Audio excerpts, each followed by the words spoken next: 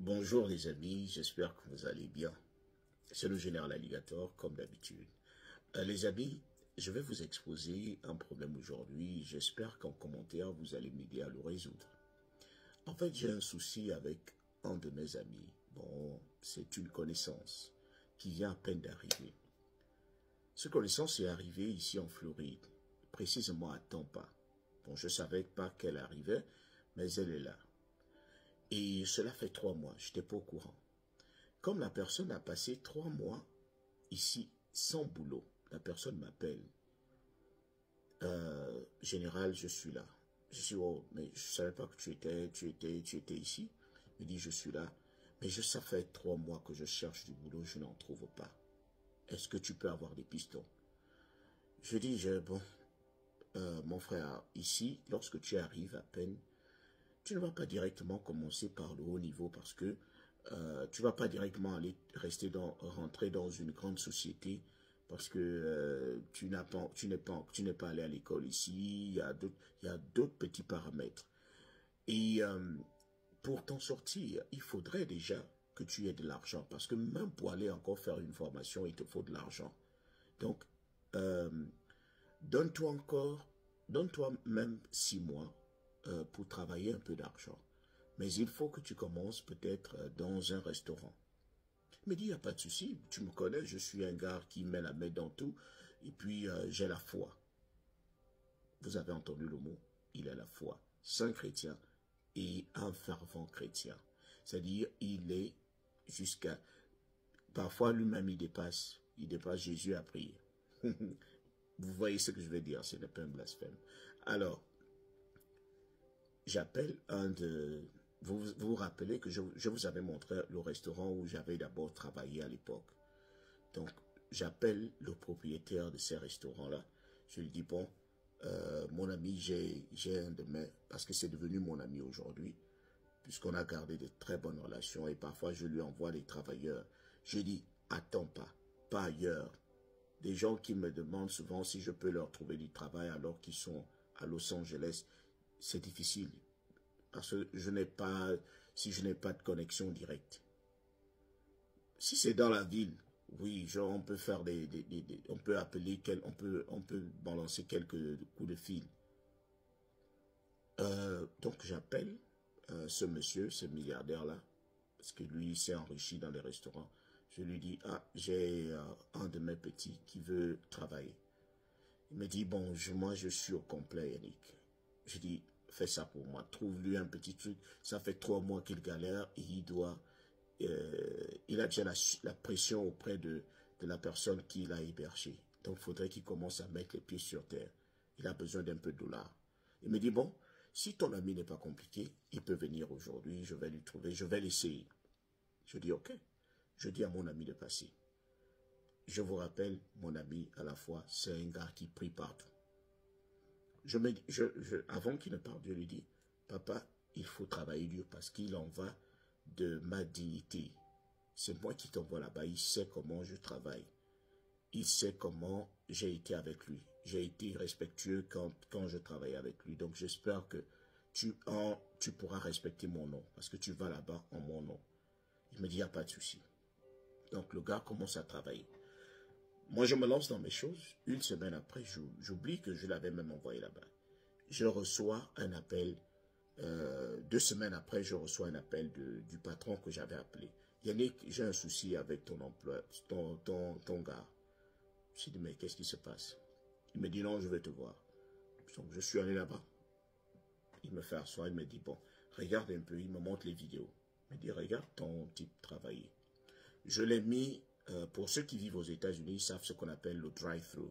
Le drive-thru, c'est lorsque les voitures se mettent en rang pour venir passer les commandes et vont payer à la fenêtre. Donc, le gars travaillait à la fenêtre, c'est lui qui encaissait l'argent. Alors, c'est un endroit où tu es censé travailler rapidement parce que tu reçois de la nourriture. Et il ne faudrait pas que cette nourriture se refroidisse. Donc, dès que le client arrive, tu prends son argent, tu lui remets sa nourriture, il part pour que l'autre n'attende pas. Mais qu'est-ce que lui, il fait? Dès que le client arrive, il voit une fille, une belle fille, qui a des tatouages un peu partout. tout de suite le jugement. Ma soeur, Dieu t'aime. Pourquoi tu mets les tatouages? Ce n'est pas bien, c'est sale. C'est sale aux yeux de Dieu. Ce n'est pas bien. Ce n'est pas bien. Moi, je n'aime pas ça. Je n'aime la fille. Vous vous imaginez, bon, quelqu'un qui vit aux États-Unis, on ne lui a jamais parlé de cette manière parce que c'est toute une culture ici que les gens aient des tatouages. Donc, elle s'énerve, elle dit, mais de quel droit tu me juges? Qu'est-ce qui te dit que Dieu ne m'aime pas? Qu'est-ce qui te dit que Dieu n'est pas dans mon cœur? Parce que tu me vois avec des tatouages. Mais dis non, rien qu'avec les tatouages, on sent déjà que c'est le diable qui est à côté de toi. Donc, il a fait ça à plusieurs clients comme ça. Et parfois, il prêche. C'est un endroit où les voitures sont censées, dès que tu arrives, tu donnes ton argent, tu prends la nourriture, tu pars. Mais le patron commence à remarquer parce que la machine, l'ordinateur montre le temps que la voiture passe à la fenêtre. Si la voiture dure plus de 5 minutes à la fenêtre, ça signale dans le téléphone du patron. Il peut savoir que la personne qui travaille à la fenêtre, c'est lente. Donc, le patron regarde 7 minutes. Mais qu'est-ce que les deux là se disent? Le gars est en train de prêcher. Pendant qu'il prêche, la nourriture est stockée. La nourriture des clients qui viennent après la voiture où il est en train de prêcher. Leur nourriture est en train de se refroidir pendant que lui, il parle de Jésus. Il est en train de débattre avec un client sur ce que Jésus a fait, ce que la Bible a dit. J'étais là, j'étais mouillé.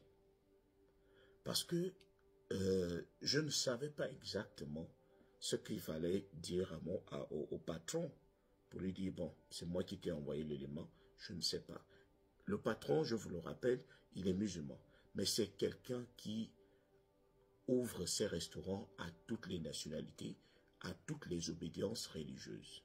Il y a même plus de chrétiens dans ces restaurants que de musulmans. Donc il m'appelle, il me dit, je suis un peu embêté parce que c'est ton élément et puis je ne sais pas comment lui faire comprendre que je ne suis pas contre son Dieu. Je ne suis pas contre le fait qu'il ait envie de prêcher, qu'il ait envie de faire la volonté de Dieu. Mais je lui dis, on est aux États-Unis et ici, c'est l'argent. Pas que on ne peut pas prier ici, mais je dis, le restaurant, c'est pour que l'argent rentre et pour que je prenne cet argent et que je paye la même personne qui est en train de travailler. Si l'argent ne rentre pas ici, je ne pourrai pas le payer. Si les clients ne prennent pas leur nourriture à temps, les clients ne pourront pas faire confiance à ce restaurant. Donc, j'ai besoin qu'ils comprennent cela. Est-ce que tu peux lui parler? Alors, moi je dis, bon, c'est mon type, je vais aller lui parler. Je dis, bon, j'ai un petit souci avec toi. Ton patron m'a appelé, il y a un moment, tu prends du temps, tu parles plus de Dieu que tu ne travailles. Qu'est-ce qui ne va pas? Ici, il faut travailler. Oh non, non, non, non, non. Qu'il me laisse prier mon Dieu. Moi, je ne m'occupe pas de leurs problèmes. Il est musulman. Je dis oui, il n'a pas parlé de religion. Ici, il ne s'agit pas de religion. Ici, tu es au travail. Je veux que tu le comprennes. Personne n'est contre le fait que tu pries. Personne, tu peux aller à la mosquée, tu peux prier, tu peux aller à l'église. Mais ici, quand il s'agit de travailler, il faut travailler. Parce que c'est l'argent qu'on gagne ici.